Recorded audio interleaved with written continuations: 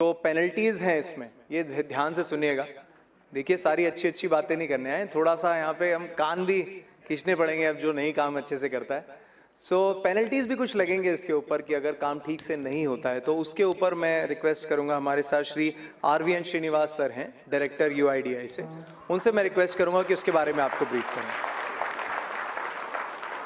In fact इसके बाद उनकी टीम भी है प्रॉपर जो आपको और जानकारी देंगे इसके बारे में। Sir please. Good afternoon.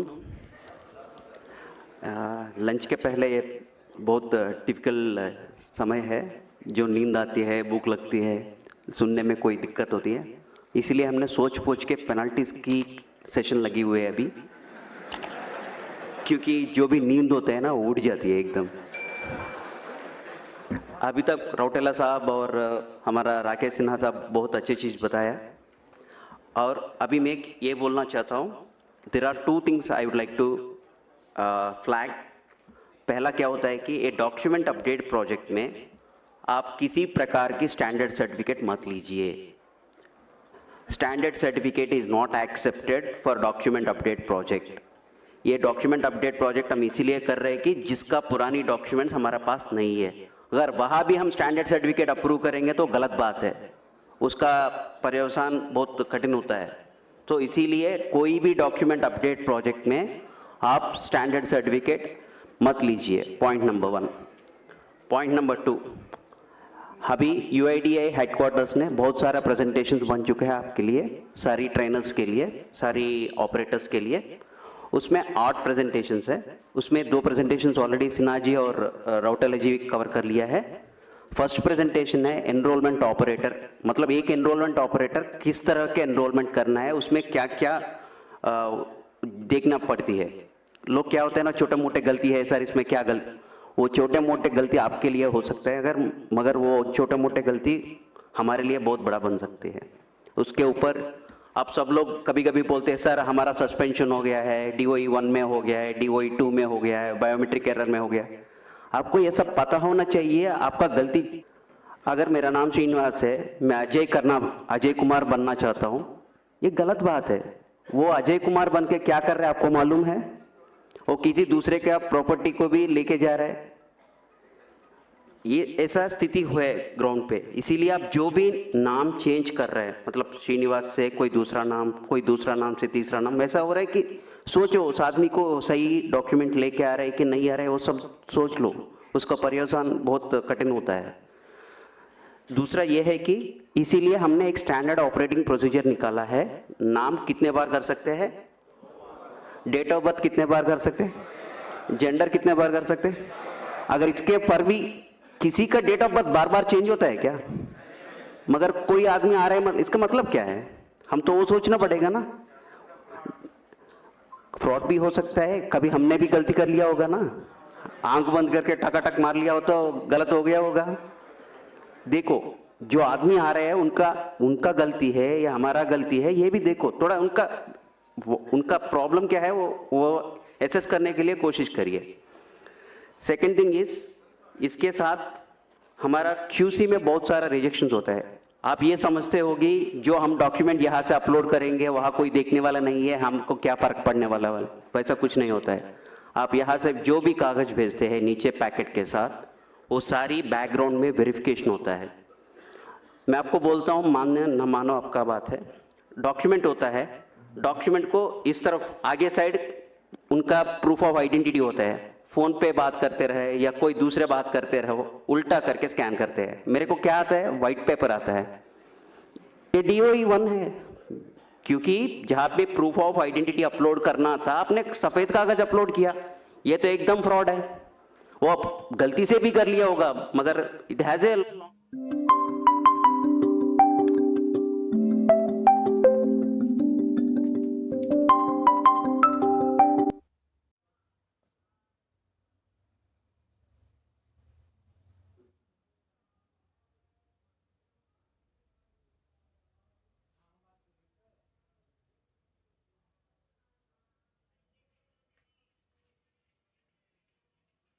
एक के बाद एक स्कैन करना था, वो भी फोन पे लगे हुए हैं, दोनों डॉक्यूमेंट लिया, स्कैनिंग वैसा हुआ कि पहला डॉक्यूमेंट आधा स्कैन हो गया, दूसरा डॉक्यूमेंट आधा स्कैन हो गया, आप जान ही नहीं देते हैं, वो गलत बात है।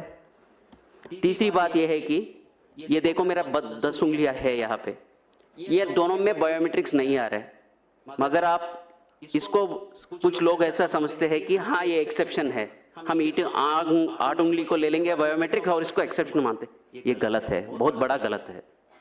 इसका 2 उंगली है यहाँ पे, इसका उंगली नहीं है, वो अलग सी बात है, ये एक्सेप्शन बनती है, मगर ये एक्सेप्शन नहीं बनती है। इसके लिए भी अलग सा तरीका है। अगर किसी का रेजिडेंट आपके पास आया, उनका 2 उंगली का बायोमेट्रिक्स नहीं आ रहा है, उसको कैप्चर करना है तो डेटा, उसका प्रोसेस ही अलग है, मगर क्या होता है ना, इसको एक्सेप्शन में डाल देते हैं। It is a fraud once again, क्योंकि वहां पे उंगली है, आप इसको एक्सेप्शन मान रहे हैं, कहां से एक्सेप्शन आ गया। ये है one more presentation on this particular aspect. इसके बाद क्या होता है, रौटेला साहब ने बताया था कि किसी ने वो आपको फोन पे बोलता है अभी आधा घंटा दुकान बंद हो जाएगी, आपका क्लाइंट बंद हो जाएगी। ये सब क्या होता है, आपको मैसेजेस आता है ना क्रेडिट कार्ड्स वगैरह वगैरह में, आगे आधा घंटा में बिजली का बिल नहीं भरेगा तो आपका बिजली काट जाएगी, वो सब फॉल्स है ना, मालूम है ना आप लोग सबको। वैसा ही आपका सिस्टम को कोई एक्सेस कर रहे हैं तो आप एक्सेस क्यों कर रहे हैं, ये गलत बात है, ये भी नहीं करना चाहिए। इसके ऊपर टेक्निकल एस्पेक्ट्स, मतलब जो चीज आप करना है, जो चीज नहीं करना है, इंफॉर्मेशन सिक्योरिटी गाइडलाइंस क्या है, उसके ऊपर एक प्रेजेंटेशन है। इन एडिशन टू दैट, जो नीचे ग्राउंड पे लोग होता है ना, कभी कभी क्या होता है ना, आपको लगता है ये बहुत ट्रिवियल है, इंटरनेट केबल उस दिन ठीक से नहीं लगाया होगा, बोलते हैं आधार वाले ने आज सर्वर चालू नहीं किया, मेरे को सिस्टम नहीं ऑनलाइन हो रहा है। वैसा भी स्थिति है ग्राउंड पे, छोटे मोटे चीज होता है, कभी कभी आपका सिस्टम को रिस्टार्ट करना पड़ता है, एक सर्विस को रिस्टार्ट करना पड़ता है, वो कुछ भी नहीं करते, बोलते हैं आज आधार का सर्वर काम नहीं कर रहा है, वो गलत बात है। ये छोटे मोटे, बहुत छोटे मोटे चीज है जो हम मोबाइल सब लोग यूज करते हैं, अगर कुछ हैंग हो गया तो रिस्टार्ट करेंगे तो काम करते हैं। वैसा कुछ चीजें हैं जहां पे आपको ध्यान दे के, जो आपको 5-10 मिनट में प्रॉब्लम सॉल्व कर सकते हैं, मगर क्या होता है ना, लोग सोचते हैं कि ये गलत हो गया कुछ, आज सिस्टम नहीं चल रहा है, ये भी गलत है। इसके ऊपर एक प्रेजेंटेशन है, टेक्निकल एस्पेक्ट्स, मतलब आपकी क्लाइंट को कैसा देखना है, उसमें छोटा मोटा प्रॉब्लम्स आ गया तो कैसा करना है। तीसरा प्रेजेंटेशन ये है कि आपको हर दिन जीपीएस आपको सिंक करना होता है, मगर क्या होता है ना, कभी कभी जल्दीबाजी में आप जीपीएस कनेक्ट करने के टाइम पे उसका जो समय देना है 30 सेकंड या 15 सेकंड का टाइम देना है, आप नहीं देते हैं। आपका लैटिट्यूड लॉन्गिट्यूड आता है 00 लैटिट्यूड लॉन्गिट्यूड कहाँ पे है, इक्वेटर पे है, वो इंडिया में है क्या। जो उस दिन आपने मान लो 300 पैकेट्स कर लिया, 200 पैकेट्स कर लिया, सब खराब हो गया, क्योंकि ये इंडिया में नहीं हुआ है। हमको ये मानता है कि हमारे इंडिया का लैटिट्यूड लॉन्गिट्यूड आएगा तो हम प्रोसेस करेंगे, मगर आप 00 लैटिट्यूड लॉन्गिट्यूड ले ले या कोई दूसरे जगह का लैटिट्यूड लॉन्गिट्यूड, ये सब क्या होता है ना, जल्दबाजी में होता है। ऐसा काम बंद करिए, थोड़ा सा 2-3 मिनट का आप टाइम दे दिया तो, सब लोग ऐसा नहीं कर रहे, 1% 2% ही लोग करते हैं वैसा, वो भी जानबूझ के नहीं करते हैं।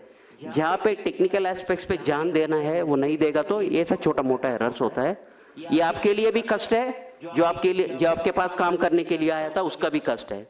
ये बोलेगा अगर इसके शॉप में जाएंगे तो कभी भी मेरा आधार नहीं आता है, ये भी फैला जाता है तो आपके पास कोई भी नहीं आता है। देखो छोटा सा चीज कितना महंगाई पड़ जाएगी। Now coming back to our original presentation, मैंने इतना सारा बोल दिया, मैंने DOE1 एरर, नाम क्यों नहीं चेंज करना है, जेंडर क्यों नहीं चेंज करना है। कभी कभी क्या होता है ना, आपको मालूम है उसने गलत डॉक्यूमेंट लाया हुआ है, वो बोलता है जबरदस्ती करता है आपके ऊपर, ये डॉक्यूमेंट अपलोड करो, आप करते हैं, मगर अगर वो आदमी सही नहीं है तो उसका क्या होता है, उसका रिपरकशन ज्यादा होता है, आपको देखना पड़ेगा, इसको देख कैसा होगा। उस स्थिति में क्या क्या कंप्लेन, अगर जानबूझ के किया या आपने जबरदस्ती में किया, अगर कहीं वैसा गलती काम हो गया तो व्हाट इज द रिपरकशंस, मतलब आपके ऊपर क्या क्या पड़ सकता है। ये डराने की बात नहीं है, आपको ये सब मालूम होना चाहिए, शायद अभी तक आपको किसी ने बताया नहीं होगा, इसलिए हम बता रहे हैं। हमारा ये उद्देश्य है कि आप सबको ट्रेनिंग होना चाहिए, ये ट्रेनिंग के पार्ट है, या किसी को डराने का या घबराने का बात नहीं है, वैसा मत सोचिए। अगर आप आधार सिस्टम में काम कर रहे हैं, 3 acts are applicable. First is Aadhaar act, second is IPC Indian penal code, third is information technology act. ये तीनों एक्ट के ऊपर एफआईआर डाल सकते हैं अगर गलती बहुत बड़ा है तो। ये किस तरफ का गलती हो सकते हैं? पहला वाले अनऑथराइज्ड ऑपरेटर, अगर किसी सेंटर पे, आधार सेंटर पे आपका बॉस बाहर जाते हुए आपको गम्मी फिंगर देके जाते हैं, वो यूज करते पकड़े गए तो section 36 and 42 of Aadhaar act, section 66 of IT act, section 419, 420, 468, 471 आईपीसीआर चालू हो सकता है। ये इसके कुल मिला के 14 साल हो सकता है। तो ये सर कभी सोचना मत, मतलब अगर किसी ने भी आपको बोलेगा अरे यार मैं भाई 1 घंटा के लिए बाहर रहा हूँ, ये गम्मी फिंगर ले लो, काम करो, मना कर लो, बिल्कुल मना कर लो। वैसा काम बिल्कुल ही नहीं करना है, सोचना भी नहीं है। आपको कभी कभी क्या होता है ना, आपको सीएससी सेंटर होता है कई सेंटर पे, उस दिन घर में कुछ शादी है, कुछ काम है, क्या करते हैं, हाँ यार सिस्टम लेके घर में करेंगे, क्या फर्क पड़ेगा। हमको सब पता चलता है आपका सिस्टम कहाँ होना है। आप सुबह सुबह जीपीएस सिंक करते हैं ना, तब मेरे को पता चलता है आपका सिस्टम कहाँ पे है। वो सिस्टम से मैं सोचता हूँ ये यहाँ पे है या कहीं दूसरा जगह काम कर रहे हैं। मतलब जहाँ पे आप काम करना चाहिए वही काम करना है। अगर सिस्टम लेके घर में करो या राजस्थान ऑपरेटर जाके दिल्ली में काम करो, दिल्ली वाले जाके जम्मू कश्मीर का काम करो, वैसा नहीं करना चाहिए। अगर उस तरह का काम करेगा तो फिर से उसके ऊपर ये सारी सेक्शंस चालू हो सकता है। ये सब मत करना है। Next one is ECMP client operator compromised. ये देखो अभी बोल रहा हूं मैं, आप किसी को आपका रिमोट डेस्क दे दिया, आपने आपका सिस्टम को कॉपी कर लिया, इसमें आपको कोई दोष नहीं है, गलती नहीं है, मगर क्या हो गया, आप उसका पार्टी बन गया। आप वो सिस्टम का, आपका सिस्टम डिटेल्स लेके कहीं दूसरे जगह सिस्टम चल रहा है, उसको जवाब कौन देने पड़ेगा? आप लोगों को ही देना पड़ेगा। किसने बोला आपको देने को? आपने उस समय क्यों नहीं सोचा था ये सिस्टम देना है, ये सही आदमी है, गलत आदमी है, कौन है, सोचना पड़ेगा ना उस वक्त। वो भी नहीं करेगा तो भी उसके ऊपर भी इतना सारा सेक्शंस लागू हो जाएगा। अगर आपके पास बहुत लोग आते हैं, किसी ने, मैं आपके पास आया था, मैं अपना पीओए डॉक्यूमेंट्स आपको दिया था, आपने मेरा आधार पैकेट बनवाया था। अगर आप उस समय एक एक्स्ट्रा जेरोक्स कॉपी निकला या किसी को आपकी पास जो भी रेजिडेंट्स आ रहे हैं उसका आइडेंटिटी इंफॉर्मेशन किसी दूसरे के साथ शेयर कर लिया, वो बहुत बड़ा गलत है, वैसा मत करिए। Section 37 of Aadhaar act is applicable in such case. मतलब आपके पास कोई भी आ रहा है आदमी, उनका जो भी डिटेल्स है, वो पर्सनल डिटेल्स है या एड्रेस डिटेल है, जो कुछ भी है वो किसी के साथ नहीं शेयर करना है किसी भी स्थिति में। वो आरओ पूछेगा, आरओ को बोलना पड़ेगा, इसके मतलब नहीं है आरओ को नहीं बोलेंगे, नहीं, जब इंक्वायरी आएगा आरओ को बोलना ही पड़ेगा। मतलब आपस में किसी दूसरे के साथ वो किसी का डिटेल्स नहीं शेयर करना है। अभी तक सर ने बताया कि फोन करेंगे हम, अगर 5 लोग बोलेगा कि हाँ ये ज्यादा चार्ज कर रहे हैं, हाँ हो जाएगा, डिसएसोसिएशन हो जाएगा, सस्पेंशन हो जाएगा, फाइनेंशियल पेनल्टीज लग जाएगी। ये सब क्यों करना है? जब आपको सरकार ने नोटिफाई किया था इतना ही पैसा लेना है, उतना ही पैसा ले लीजिए ना। अगर 1 भी रुपए ज्यादा ले लिया उसके पर्यवसान के ऊपर, ये देखो section 42 of the Aadhaar act will be applicable on that. ये सब सेक्शंस, इसका सजा वगैरह वगैरह सब आपकी आधार का जो किताब है ना, छोटा किताब है ना, उसमें सारी इसका इंफॉर्मेशन मिला है। ये देखो, appropriating the identity of an Aadhaar number holder by changing or attempting to change the demographic or biometric information of an Aadhaar number holder। ये मैं वो ही बोल रहा हूँ, किसी दूसरे का आधार व्यक्ति का, मान लो मेरा नाम श्रीनिवास है, मेरा आपको मालूम है मेरा नाम श्रीनिवास है, कोई मैं आके आपको बोला अरे यार मेरा नाम श्रीनिवास से कुमार राकेश सिन्हा कर लो, मैं कुछ काम करना है उसके नाम पे बोल के बोलेगा, तो आप उसमें पार्ट मत लेना। वो सारी वैसा ट्रांजैक्शंस को, सस्पिशियस ट्रांजैक्शंस है, उसको एंकरेज मत करो और से strong on such transactions and don't encourage such transactions. उसका बहुत बड़ा असर हो जाता है। दूसरा यह है कि pretending to be an agency unauthorised to collect identity information of resident. आप सीएससी पहले था, अभी किसी के कारण से आपका डिसकंटिन्यूएशन हो गया है, आप लोगों को ये मत बताना कि हाँ अभी भी मैं आधार का ऑपरेटर हूँ, मैं काम कर सकता हूँ, आपका ये करवा सकता हूँ, वो करवा सकता हूँ बोल के मत बताना। अगर वो भी करेगा वो भी गलत है, उसका भी पेनल्टी 3 साल की है सजा है और 10,000 की पेनल्टी है। और दूसरा ये है कि intentionally transmitting information collected during enrolment authentication to unauthorised person, मतलब आप पहले भी वही बताया था, किसी के साथ आप इन्फॉर्मेशन शेयर करेगा तो 3 साल की सजा और 10,000 का पेनल्टी, कभी कभी 1 लाख की पेनल्टी भी हो सकता है कि कंपनी के ऊपर, अगर कंपनी इन्वॉल्व है तो उसमें। ये unauthorised access to central identity data repository, मतलब कोई दूसरा की तरफ से कंप्यूटर के साथ कोई सॉफ्टवेयर डुप्लीकेट सॉफ्टवेयर यूज करके जो भी करेगा वो सब ऑलरेडी एक्ट में इंक्लूडेड है। अगर कोई भी इसमें जानबूझ के या गलती से भी आप इसमें इन्वॉल्व हो गया तो इसका पर्यवसान बहुत अलग सा है। इसलिए अब जो भी इंटेंशनली और intentionally don't get involve in that activities. अगर जो भी टैंपरिंग ऑफ डेटा करना चाहते हैं, मतलब डेट ऑफ बर्थ मेरा है 2005, मैं आपको बोलता हूँ 2010 करवा लो भाई, अगर वो कुछ प्रोसेस में कुछ करना शुरू कर लिया, वो भी बड़ा imprisonment up to 10 years in such cases, वो वैसा मत करिए। Unauthorized use of identity information of an individual by requesting entity or offline verification, ये क्या है ना, कभी कभी सर ने सुबह बताया था ना, एक आइडेंटिटी कैसा पता होना चाहिए, QR कोड स्कैन करने से उनका आइडेंटिटी पता चलेगा। आप QR कोड स्कैन करके कोई दूसरे वाले को ये मत बताना इनका इन्फॉर्मेशन डिटेल्स क्या है, जिसका चाहिए वो करेगा, आपका नहीं है, जिम्मेदारी नहीं है वो। Failing to comply with requirements of the Aadhaar act, मतलब CSC के ऊपर आपके बहुत जिम्मेदारी है। आप CSC के लिए काम कर रहे हैं, मतलब इसके आपके ऊपर भी बहुत सारे जिम्मेदारियां हैं। आप अगर वो कंप्लाई ना करेगा तो उसके ऊपर भी पेनल्टीज होता है। In addition of all these things, कोई भी तरफ का एक्सप्लिसिटली नहीं डिफाइन किया हुआ है, कोई भी गलतियां है जिसमें एक्शन करना है उसका भी इम्प्रिजनमेंट पनिशमेंट है। ये आपको सबको पता होना चाहिए, क्योंकि इतना बड़ा प्रोजेक्ट कर रहा है, इसमें कष्ट भी होते हैं और हमारा के लाभ भी होते हैं। लाभ हम सबको मालूम है, कष्ट और नष्ट भी सबको मालूम होने से क्या होता है, हम ठीक से काम कर पाएंगे। जो हम सोचते हैं छोटे मोटे गलतियां है, वो छोटे मोटे नहीं होते हैं, उसका असर बहुत अलग सा होता है। अब तक तो मैं आधार एक्ट का पेनल्टीज बताया था, आधार एक्ट के साथ IPC पेनल्टीज भी चालू होता है कभी कभी। पनिशमेंट फॉर क्रिमिनल कॉन्स्पिरेसी, अगर किसी ने स्टैंडर्ड सर्टिफिकेट दुकानदार वाले से ये करके, हाँ वहाँ जाके स्टैंडर्ड सर्टिफिकेट लेके आइए आपका आधार अपडेट बन जाएगी बोलेगा, वैसा एंकरेज करेगा तो वो भी अलग सी बात है। Whomsoever is party to criminal conspiracy to commit an official offense punishable with death or rigorous imprisonment, कुछ भी हो सकता है। जब पढ़ लीजिए, अंग्रेजी पढ़ लीजिए, ये सब इंटरनेट में भी आपको मिलता है, आपको बस ध्यान देना है।